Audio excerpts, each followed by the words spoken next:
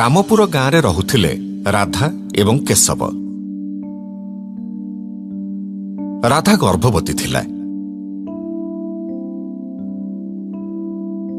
ଦିନେ କେଶବ ଘରେ ନଥିବା ବେଳେ ଘର ଅଗଣାରେ କାଉଟିଏ ଆସି ବସିଲା। ସେ ତା ଥଣ୍ଟରେ ପାଚିଲା ଜାମୁକୋଳିଟିଏ ଧରିଥିଲା। ରାଧା ସେ ଜାମୁକୋଳିକୁ ଦେଖିବା ପରେ ତାର ବହୁତ ଲୋଭ ହେଲା। ସେ କାଉକୁ ଜାମୁକୋଳି ମାଗିଲା, କିନ୍ତୁ କାଉ ତାକୁ ଜାମୁକୋଳି ଦେଲା ନାହିଁ। କାଉ ତାକୁ ମୁଣ୍ଡ ହଲେଇ ମନା କଲା, ଦେ ରେ ଦେ, କୋଳିଟା ମତେ ଦେ। ନା ନା, ମୁଁ ଦେବିନି। ମୋର ଭାରି ଲୋଭ ହଉଛି ରେ। ମୁଁ କଣ କରିବି? ମୁଁ ଦେବିନି, ଯା। ଏତିକି କଥା କହି କାଉ ଉଡ଼ିଗଲା ପରେ କେଶବ ଆସି ପହଞ୍ଚିଲା। ରାଧା ତା ଆଗରେ ବହୁ ଜୋରରେ କାନ୍ଦିଲା।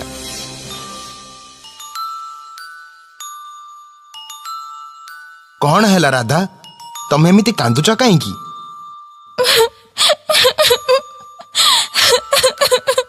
କାଉ ଗୋଟିଏ ପାଚିଲା ଜାମୁକୋଳି ଆଣି ଅଗଣାରେ ବସିଥିଲା। ମୁଁ ତାକୁ ମାଗିବାରୁ ମତେ ଦେଲାନି, ଉଡ଼ି ପଳେଇଲା। ମୋର ସେ କୋଳି ଦରକାର, ତମେ ମତେ ଆଣିଦିଅ। ହେଲେ ସେଇଭଳି ପାଚିଲା କୋଳି ମୁଁ ପାଇବି କୋଉଠୁ? ମୁଁ ଶୁଣିଛି ସେମିତି କୋଳି ଅଗନା ଅଗନି ବନସ୍ତରେ ମିଳେ। ରାଧା ଯେହେତୁ ଗର୍ଭବତୀ ଥିଲା, କେଶବ ତାକୁ ଆଉ ବେଶୀ କିଛି କହିଲାନି। ରାଧାର ଜିଦ୍ ଆଗରେ ମୁଣ୍ଡ ନୁଆଇଁ କେଶବ ଚାଲିଲା ଅଗନା ଅଗନି ବନସ୍ତକୁ କୋଳି ଆଣିବା ପାଇଁ। ବନସ୍ତ ଭିତରେ କିଛି ବାଟ ଯିବା ପରେ ମାଧବ କୋଳି ଗଛ ଦେଖିଲା। ଖୁସିରେ ଆତ୍ମହରା ହୋଇ ସେ ଗଛରୁ କୋଳି ତୋଳିଲା। କିନ୍ତୁ କେଶବ ଏକଥା ଆଦୌ ଜାଣିନଥିଲା ଯେ ସେ ଯାହା ଉପରେ ଠିଆ ହେଇ କୋଳି ତୋଳୁଛି ସେଇଟା ଗୋଟାଏ ଅଜଗର ସାପ। କେଶବ ତଳକୁ କୋଳି ନେଇ ଆସିବା ପରେ ଅଜଗର ମୁଣ୍ଡ ଟେକି ଉଠିଲା। କିଏ ତୁ ଦୁଷ୍ଟ?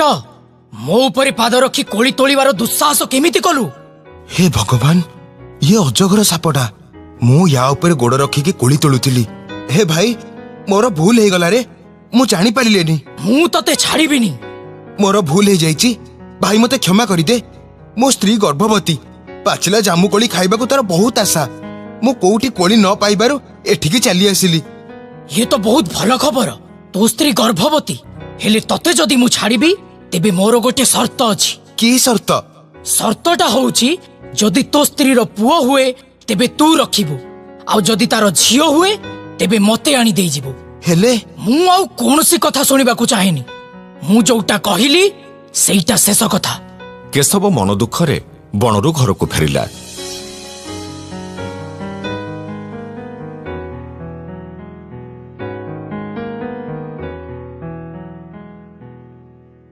ଆଉ ରାଧା ଆଗରେ ସବୁ କଥା କହିଲା। ହେ, ସେ ପାଜେ କଥା କୁହନି। ସାପ ଯାଇ ରହିଲା ଅଗନା ଅଗନି ବନସ୍ତରେ, ଆମେ ରହିଲେ ରାମପୁର ଗାଁରେ। ତା ସାଙ୍ଗରେ ଆମର କୋଉଠି ଭେଟ ହବ ଯେ ସେ ଆମକୁ ଖାଇବ? କିଛି ଦିନ ଯିବା ପରେ ରାଧାର ଝିଅଟିଏ ହେଲା। ଝିଅକୁ ଦେଖି କେଶବ ମନରେ ଆଶଙ୍କା ଜାତ ହେଲା। ସେ ରାଧାକୁ କହିଲା, ଦେଖେ, ଝିଅ ତ ହେଲା, ଏବେ କଣ କରିବା? ପାଗଳ ଲୋକ ନା କଣ? ମୁଁ ମୋ ଝିଅକୁ ସେ ଅଜଗରକୁ ଦେବି? ତମେ ଚୁପ୍ ରୁହ, ଆମର କିଛି ଅସୁବିଧା ହବନି। ରାଧାକୁ ଆଉ କିଛି କହିପାରିଲାନି କେଶବ। ସେ ନୀରବ ରହିଲା। ଦିନ ପରେ ଦିନ ବିତି ଚାଲିଲା।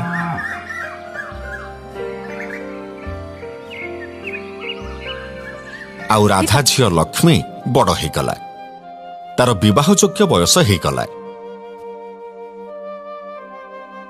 ହଇ ହେ, ଲକ୍ଷ୍ମୀ ବଡ଼ ହେଇଗଲାଣି। ତା ବାହାଘର କଥା କିଛି ଚିନ୍ତା କରିଛ? ଆରେ ନା ତ। କାଲି ବିନିକା ଯାଅ, ସେ ମୋ ମାମୁଁ ଘର ଗାଁ। ସେଠି ଗୋଟେ ଭଲ ପୁଅଟେ ଅଛି, ତାଙ୍କ ଘରେ କଥା ହେଇ ଆସିବ। କେଶବ ତା ପରଦିନ ପୁଅ ଦେଖିବା ପାଇଁ ବିନିକା ବାହାରିଲା। ତାର ମନେ ନଥିଲା ଯେ ଅଗନା ଅଗନି ବନସ୍ତ ଦେଇ ବିନିକା ଯିବାକୁ ପଡ଼ିବ। ସେ ଅଗନା ଅଗନି ବନସ୍ତ ପାଖାପାଖି ହେଇଯିବା ପରେ ଭାବିଲା, ଆରେ ମତେ ତ ଏବେ ଅଗନା ଅଗନି ବନସ୍ତ ଦେଇ ଯିବାକୁ ହବ। ଯଦି ଅଜଗର ସାଙ୍ଗରେ ଦେଖା ହେଇଯାଏ, ନା ମ ଏତେ ବର୍ଷ ଭିତରେ ଅଜଗର ମରିଯିବଣି। ଏଇ କଥା ଭାବି ନିର୍ଦ୍ୱନ୍ଦରେ କେଶବ ବଣ ଭିତରକୁ ପଶିଲା। କିଛି ବାଟ ଯିବା ପରେ ତାର ଅଜଗର ସାଙ୍ଗରେ ଭେଟ ହେଲା। ଆରେ କେଶବ, ତୁଟା କେତେ ବଡ଼ ଠକ!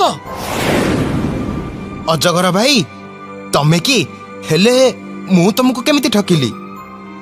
ତୋର ଝିଅଟେ ହେଇଛି ନା? କାଇଁ ନାଇଁ ତ। ମିଛ କହନି, ମୁଁ ସବୁ ଜାଣିଛି। ଚାଲ ତ ଘରକୁ ଯିବା, ସେଠି ମିଛ ସତ ସବୁ ଜଣା ପଡିଯିବ। ଅଜଗର ସାଙ୍ଗରେ କେଶବ ତା ଘରକୁ ଗଲା।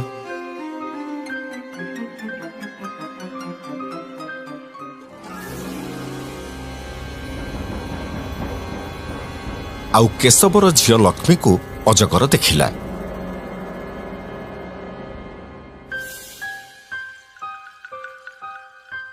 କେଶବ ପାଖରେ ଆଉ କିଛି ଉପାୟ ନଥିଲା। ସେ ବାଧ୍ୟ ହୋଇ ଅଜଗର ସାଙ୍ଗରେ ଲକ୍ଷ୍ମୀର ବାହାଘର କରିଦେଲା।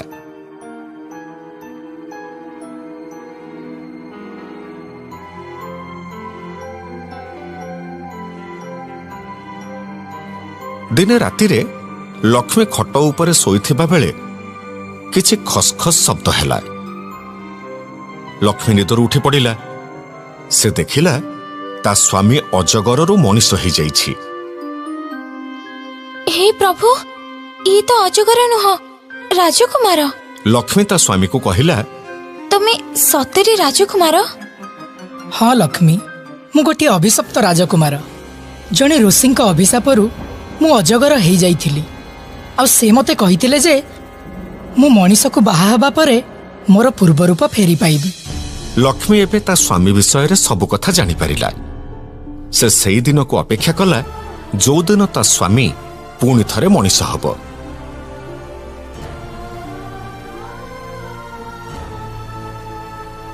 କିଛି ଦିନ ପରେ ଅଜଗର ପୁଣି ଥରେ ମଣିଷ ହେଲା। ପାଖରେ ପଡ଼ିଥିବା ତାର ଖୋଳପାକୁ ନେଇ ଲକ୍ଷ୍ମୀ ନିଆଁରେ ଜାଳିଦେଲା। ଇଏ ତମେ କ'ଣ କଲ ଲକ୍ଷ୍ମୀ? ମୁଁ ଯାହା କରିଛି ଠିକ୍ କରିଛି। ତମକୁ ସାପ ଜୀବନରୁ ମୁକ୍ତି ଦେଇଛି। ଏବେ ତମେ ମଣିଷ ହେଇ ବଞ୍ଚିବ। ତାହେଲେ ଏବେ ଚାଲ ଆମେ ଆମ ରାଜ୍ୟକୁ ଫେରିଯିବା। ସେଠି ସବୁଦିନ ପାଇଁ ସୁଖ ଶାନ୍ତିରେ ରହିବା। ଏବେ ରାଜକୁମାର ଲକ୍ଷ୍ମୀକୁ ସାଙ୍ଗରେ ନେଇ ନିଜ ରାଜ୍ୟକୁ ଚାଲିଗଲେ। ଆଉ ଦୁହେଁ ସୁଖରେ ଜୀବନ ବିତେଇଲେ।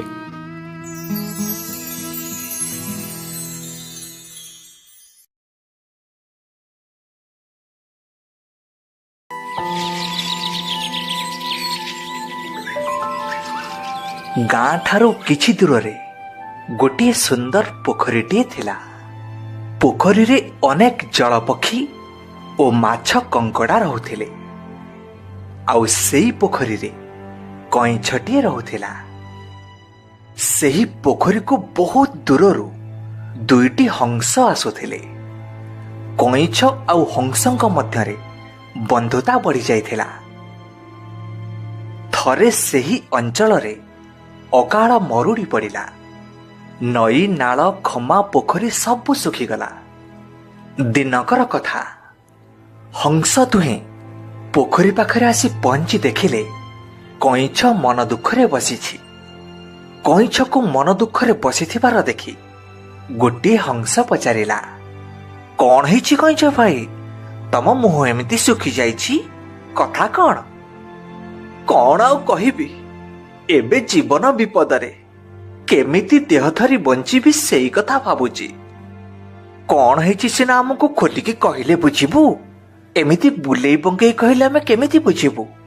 ଏ ଅକାଳ ମରୁଡ଼ିରେ ପୋଖରୀରୁ ପାଣି ଧୀରେ ଧୀରେ ଶୁଖିବାରେ ଲାଗିଛି। ଯଦି ବର୍ଷା ନ ହୁଏ ତେବେ ଆଉ ଦିନ କେଇଟାରେ ପୋଖରୀ ପୁରା ଶୁଖିଯିବ। ତମେ ସିନା ଉଡ଼ି ପାରୁଛ ଆଉ କୋଉଠିକି ଚାଲିଯିବ, ହେଲେ ମୁଁ କ'ଣ କରିବି? ହଁ ସତ କଥା, ହେଲେ ଏଥିପାଇଁ ଉପାୟ କ'ଣ? ଉପାୟ ଅଛି। ସେ ଜଙ୍ଗଲ ଭିତରେ ଗୋଟେ ବଡ଼ ହ୍ରଦ ଅଛି।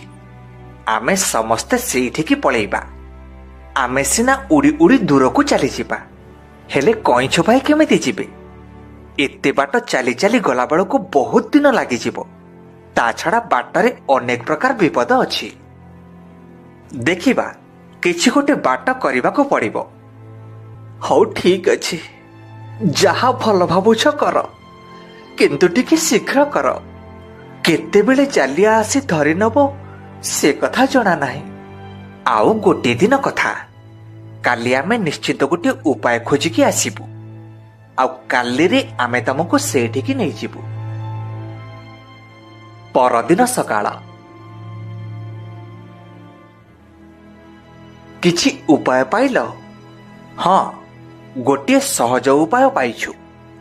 ଏ ବାଡ଼ି ସାହାଯ୍ୟରେ ଆମେ ତମକୁ ଏଠୁ ନେଇଯିବୁ। ତମେ କିଛି ସମୟ ଭିତରେ ସେ ହ୍ରଦରେ ପହଞ୍ଚିଯିବ। କେମିତି? ଆମେ ଏ ବାଡ଼ିର ଦୁଇ ମୁଣ୍ଡକୁ ଥଣ୍ଟରେ ଧରିବୁ, ଆଉ ତମେ ବାଡ଼ିର ମଝିକୁ ଦାନ୍ତରେ କାମୁଡ଼ି ଧରିବ। ଆମେ ତମକୁ ଧରି ହ୍ରଦ ପାଖକୁ ଉଡ଼ିଯିବୁ। ଆରେ ବାଃ, ଅତି ସୁନ୍ଦର ଉପାୟ। ହେଲେ ଆମେ ଯେତେବେଳେ ବାଡ଼ିକୁ ଧରି ଉଡ଼ିବୁ, ତମେ ଆଦୌ ପାଟି ଖୋଲିବନି। ପାଟି ଖୋଲିଲେ ତମେ ଖସି ପଡ଼ିବ, ଆଉ ସବୁ ଯୋଜନା ଭଣ୍ଡୁର ହେଇଯିବ।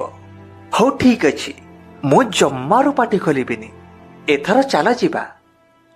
ତାପରେ ହଂସ ବାଡ଼ିର ଦୁଇ ମୁଣ୍ଡକୁ ଥଣ୍ଟରେ କାମୁଡ଼ି ଧରିଲେ, ଆଉ ବାଡ଼ିର ମଝି ଭାଗକୁ କଇଁଛ ତା ଦାନ୍ତରେ କାମୁଡ଼ି ଧରିଲା। ଏମିତି ଉଡ଼ି ଉଡ଼ି ଚାଲିଥାନ୍ତି। କେତେ ପାହାଡ଼, ଘାଟି, ବଣ, ପର୍ବତ ଦେଇ ଶେଷରେ ହ୍ରଦ ପାଖରେ ପହଞ୍ଚିବାକୁ ଆଉ ଅଳ୍ପ କେତେ ବାଟ ବାକି ଥାଏ। ଠିକ୍ ସେଇ ହ୍ରଦ ପାଖାପାଖି ଗୋଟିଏ ଗାଁ ପଡ଼ିଲା। ଗାଁ ପଡ଼ିଆରେ ପିଲାମାନେ ଖେଳୁଥାନ୍ତି। ଶୂନ୍ୟରେ ହଂସମାନେ ଗୋଟିଏ କଇଁଛକୁ ଏମିତି ବୋହି ନେଉଥିବାର ଦେଖି ପିଲାମାନେ ଖୁସିରେ ପାଟି କରି ତାଳି ମାରିବାକୁ ଲାଗିଲେ। ତା ଭିତରୁ ଗୋଟିଏ ପିଲା କହିଲା, ଆଃ, କେଡ଼େ ଡଉଲ ଡଉଲ କଇଁଛଟେ ହେଇଛି। ଯଦି ଖସି ପଡ଼ନ୍ତା ତେବେ ଆଜି ଗୋଟିଏ ସୁନ୍ଦର ଭୋଜିଟେ ହୁଅନ୍ତା। କଥାଟା କଇଁଛ କାନରେ ବାଜିଲା। କଇଁଛ ଏକଥା ସହିପାରିଲାନି। ଭଲ କି ଦି କଥା ଶୁଣେଇବାକୁ ପାଟି ତାର ଖଲ ଖଲ ହେଲା। ଶେଷରେ କଇଁଛ ତା ହିତାହିତ ଜ୍ଞାନ ଭୁଲି କହି ପକେଇଲା, ଆରେ ବଗୁଲିଆ ଟୋକା, ତୋର ଏତେ ସାହସ? ବାସ୍, ଏତିକି କହିଛି କଇଁଛ ବାଡ଼ିରୁ ଖସି ସିଧା ଯାଇ ତଳେ ପଡ଼ିଲା। ହଂସ ଦୁହେଁ ଯୋଉ କଥାକୁ ଡରୁଥିଲେ, ଶେଷରେ ସେଇଆ ହିଁ ହେଲା। କିନ୍ତୁ କଇଁଛ ତା ଭୁଲର ପଶ୍ଚାତାପ କରିବାକୁ ସମୟ ପାଇଲା ନାହିଁ। ତେଣୁ ଏ ଗପରୁ ଏଇ ଶିକ୍ଷା ମିଳୁଛି କି କୌଣସି କଥା କହିବା ପୂର୍ବରୁ ଥରେ ଚିନ୍ତା କରିବା ନିହାତି ଦରକାର। ବେଳେବେଳେ ଆମ ମୁହଁରୁ ଏମିତି କଥା ବାହାରି ପଡ଼େ ଯାହା ପାଇଁ ପଶ୍ଚାତାପ କରିବାକୁ ଆଉ ସୁଯୋଗ ମିଳିନଥାଏ।